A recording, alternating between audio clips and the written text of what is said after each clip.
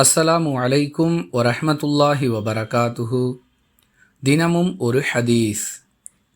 பிறரிடம் கையேந்தாமல் சுயமரியாதையுடன் வாழ வேண்டும் என்று யார் விரும்புகிறாரோ அவரை அல்லாஹ் அப்படியே ஆக்கிவிடுகிறான்.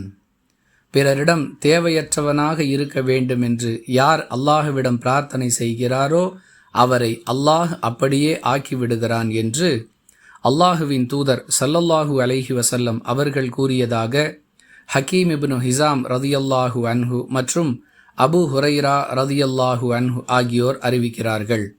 நூல் புகாரி, ஹதீஸ் எண்கள் 1427 மற்றும் 1428.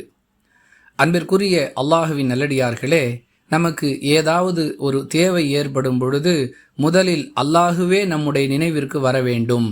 அதை அல்லாஹ்விடம் மட்டுமே கேட்க வேண்டும்.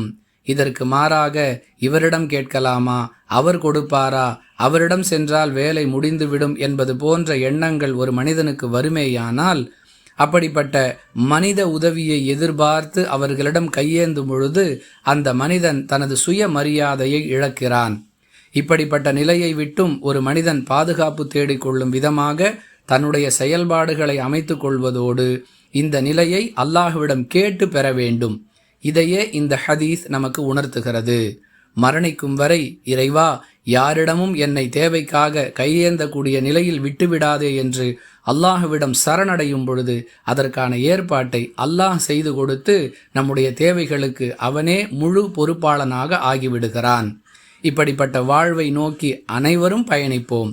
வாஹிரு தஅவானா அனில் ஹம்துலில்லாஹி ரப்பில் ஆலமீன். அஸ்ஸலாமு அலைக்கும் வரஹ்மத்துல்லாஹி வபரகாத்துஹு.